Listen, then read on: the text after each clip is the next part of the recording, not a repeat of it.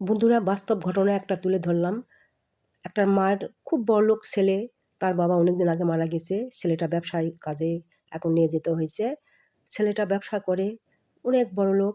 তো মাটা বলতেছে, বাবা তুই এখন বিয়ে করে নিয়ে আয়। তখন মাটা বলার শুনে ঠিক আছে মা, তুমি দেখো যেখানে ভালো হবে দিয়ে দাও। তারপর ঘটক লাগে দিয়ে বিয়ে দিয়ে দিল। সুন্দরী মেয়ে, কিন্তু একটু অর্থ কম, কিন্তু শিক্ষিতা। এই দেখে বিয়ে দিয়ে নিয়ে এলো শাশুড়ি। বিয়ে দিয়ে নিয়ে আসার পর তার ব্যবসার একটার পর একটা লস হতেই আছে। তখন এরা সব কিছু দায়ী করতেছে তার বউয়ের উপর, যে বউ নাকি অপয়া। তো এখন ছেলেকে বলতেছে যে এই অপয়াটা মেয়েটাকে বাড়িতে নিয়ে আসার পর থেকে আমাদের সর্বনাশ এটার পর এটা ঘটতেই আছে। মেয়েটা সব নীরবে সহ্য করে যায়, আর আল্লাহকে বলে যে আল্লাহ তুমি আমায় ধৈর্য দাও, তুমি আমার সাহস দাও, আমি যেন এগুলা সব কিছু হজম করতে পারি। তখন এই বলে সে নীরবে সব কথা শাশুড়ির সহ্য করে, স্বামীর কথা সব সহ্য করে। একদিন শালা করতে করতে একদিন স্বামী আসে, যখন বকাবকি শুরু করেছে, খুব লস হয়ে গেছে। শাশুড়ি করলো কি, শাশুড়ি আর স্বামী মিলে তার স্ত্রীটাকে বের করে দিল, বাড়ির থেকে বের করে দিল। মেয়েটা করলো কি, চলে গেল, তার বাবার বাড়ি চলে গেল। ওদের তো একটু অবস্থা কম। চলে যাওয়ার পর ওখানে যায় টিউশনি শুরু করেছে। আবার করেছে কি, যেখানেই চাকরি আসে দরখাস্ত করতে করতে একটা লাগে গেছে। শালা হাই স্কুলের একটা টিচারে নিবন্ধন করে ওখানে ঢুকে যায়।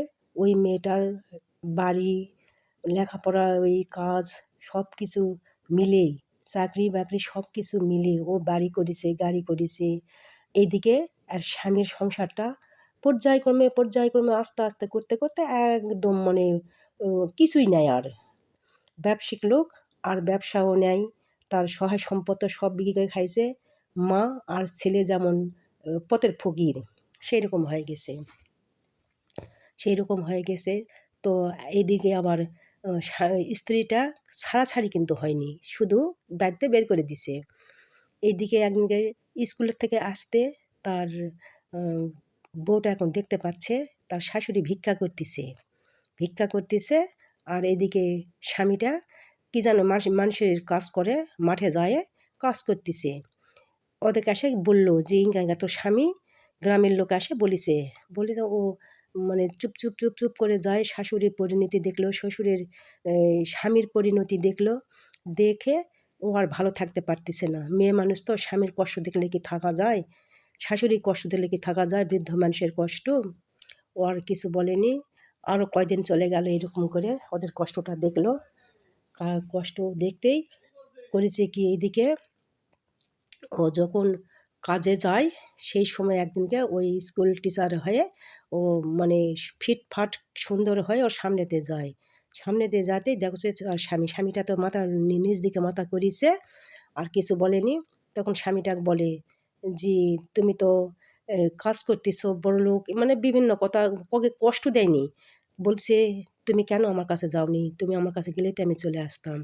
তখন স্বামীটা আমতা আমতা করে বলতেছে যে আমি তোমাকে বের করে দিছি বাইরে থেকে, আমি কিভাবে তোমাকে নিতে যাই। এই কয়ে স্বামী স্ত্রীর ওখানে মিল হওয়ার পর স্ত্রীটা করলো কি, ওর সব কিছু যায় জিনিস নিয়ে মায়ের বাড়ির থেকে আবার চলে এলো স্বামীর বাড়িতে। আসা দেখে শাশুড়িটা খুব খুশি, এমন তেমন খুশি নয় যে এইবার তো বউ আসিছে আমার সংসার করবে। তখন শাশুড়িটা ভুল বুঝে এদিকে শাশুড়িটা নিল বউটাকেও। শাশুড়ি যতই কষ্ট দেখ হাজার হলো, বউ তো নেওয়ার পর আবার দুইজনের সুখে সংসারে করে খেলো। আবার সে যে ধনী, সে আস্তে আস্তে তার চাকরির পয়সা দিয়ে তাকে ব্যবসা তৈরি করে দিল। আবারও ব্যবসা তৈরি করে দিল। আবার আস্তে আস্তে সে ধনী হলো। 2টা বাচ্চা হয়েছে। বাচ্চা হওয়ার তাদেরকে লেখাপড়া শিখাইছে। শাশুড়িটা হঠাৎ একদিনকার স্ট্রোক করে মারা গেল। স্বামী সংসার নিয়ে খুব সুখে আছে মেয়েটা। আর এদিকে সন্তান 2টা বড় হলো, সন্তান 2টা মানুষের মতন মানুষ করছে। আর এদিকে যখন দেখলো যে গ্রাম পাড়ার প্রতিবেশী প্রতিটা মানুষ বলে যে একটা বউ, একটা মেয়ে পাইছো তোমরা, এত ভদ্র আর এত ভালো। তো বন্ধুরা দেখেন, একটা নারী কিন্তু এরা সংসারে ভালো করতে পারে, আবার খারাপ করতেও পারে। তো বন্ধুরা, এই হলো নারীর চরিত্র। নারীকে কখনো কষ্ট দিবেন না, কারণ একটা সংসারের মূলধনই হচ্ছে নারী। তাকে ভালো রাখবেন, ভালো থাকবেন। আবারও দেখা হবে। আল্লাহ হাফিজ।